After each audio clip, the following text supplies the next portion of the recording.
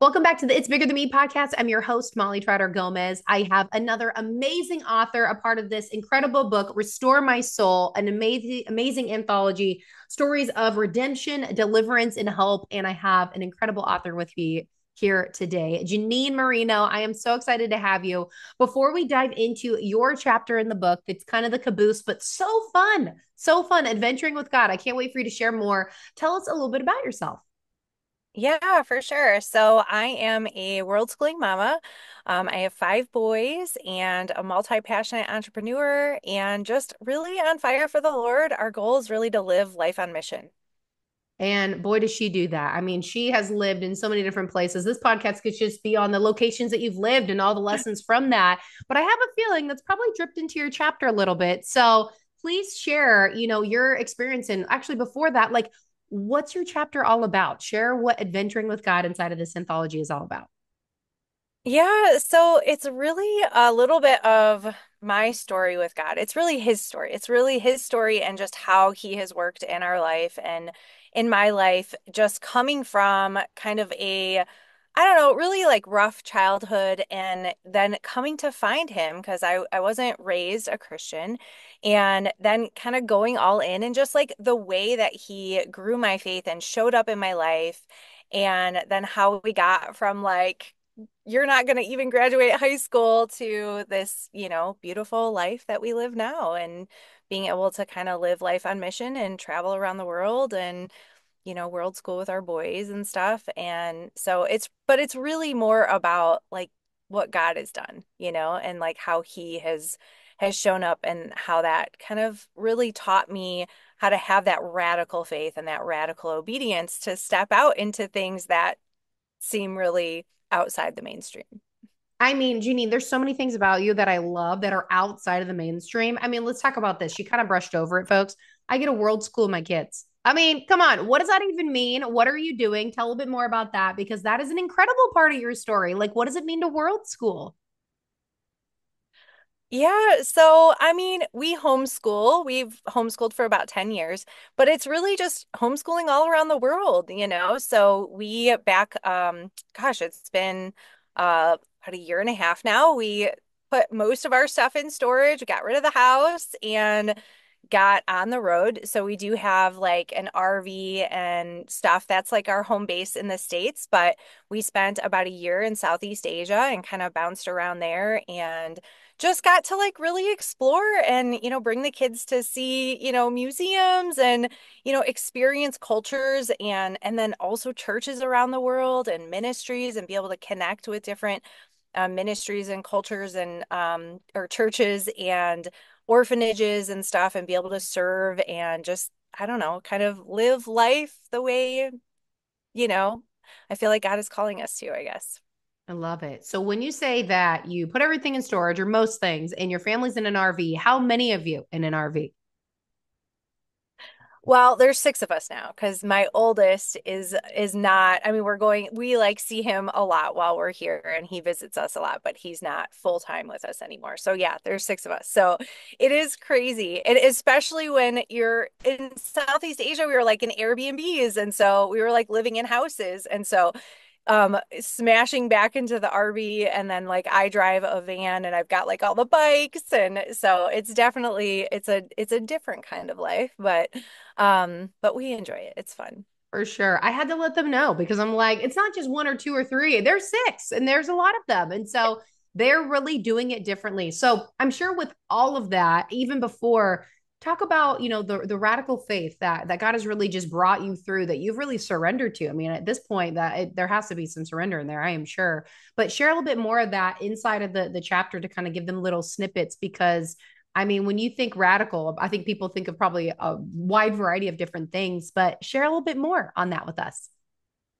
Yeah, so honestly, I some of the things that I shared in my story was really, really traumatic things that we had been through that God showed up and just was there and really and not just like healed and comforted and ministered to us in that time, but even sharing a little bit of our little boy when he was just 2 years old and He almost died. We had a traumatic accident, and it was a hard thing to go through, but God really showed up. We had a prayer chain going on social media, and he like, I have goosebumps right now. Like, he showed up, and he not only saved him, but we weren't sure if he would ever walk again. And so it's an incredible story.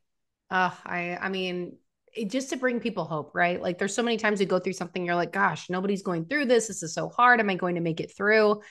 And it's Yeah. just the but God, and the power of prayer too. The power of prayer. Like so many people are like they pray when they're in desperation, but even when you're in the trenches, even when you're in joy, like the power of prayer is so deep. And so that is amazing just to hear one of those incredible stories that you didn't know if your little boy was going to make it, but here he is.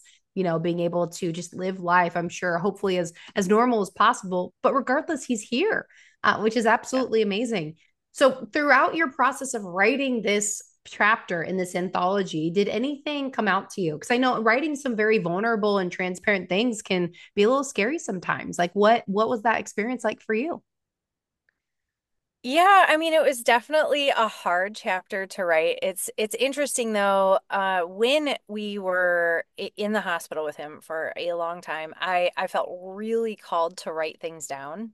And normally when you're in a traumatic situation like that, you don't write, you know? Yeah, And so some of those pieces are like I had written before because I felt like it was something like when God does something that big, like you have to share it. And because of, what happened to him, I mean, it changed a lot of lives, just being really open and vulnerable about it at the time. And so, but like reliving it is a whole nother thing. And so like reliving it to like really write it down and really get in the moment and even that experience of working with the editors and stuff of like, dig deeper, give more detail. Like, and I was like, oh wow, like it's healing. It's hard, but it's healing. It is like to really like dig a little bit deeper and be like, yeah, I remember that. Like I remember all those little details when you start priming me and like asking me the right questions. And so that experience was just really, it was a really great experience. I'm really glad that, I'm really glad to be a part of this book and just to be able to share that story because I feel like it's just going to give so much hope to so many people. that's so good. And I've been hearing that common theme amongst the authors of this book of, oh gosh, I had to go relive it. But then the healing factor of things that you maybe didn't know you needed to heal from, or God's like, hey, you thought you might have gotten past this. No, we're going to go revisit that. Yeah. Writing things down. A couple of the other authors said the same thing. Like, journaling is so key because you never know what it's going to be used for. I've had moments in my life where I wrote down a letter or I wrote down something. I'm like, I don't know why I'm writing this down, but I know it's going to be used for something powerful later. And then it was. And so it's like the power of writing things down because you never know if that part of your story is going to bring some healing revelation, something for somebody else, or maybe even yourself, like decades later when Yeah. you drum it back up, which sounds like could have been one of that case for you, or maybe even some of these other authors. So that is so good, Janeen. I love it. You definitely have to jump in, read her story amongst everybody else's. This is an Amazon bestseller. It's so affordable, so amazing, quick, really good reads of like real human stories that are going to provide, again, right on the cover, redemption, deliverance, and hope. I mean, that shares so much, but you really get the details, like you said. Those the coaches and the editors really want to get in and pull it out to tell that story so people can feel it. And you can on every page, like you can feel like, wow, this isn't just words on a page. You're really like living it out with them as they have written it and as you're reading it. So, before we jump off today, is there anything else you'd like to share about your experience or even a word of encouragement for anybody listening? Yeah, I would just say, sometimes when we are stuck in, situations, it's hard to feel a little out of control, but just know that God's got it, and he's always working. He's always working in your life. He's always working in the background. And so just go all in with him. It's worth it. It really is.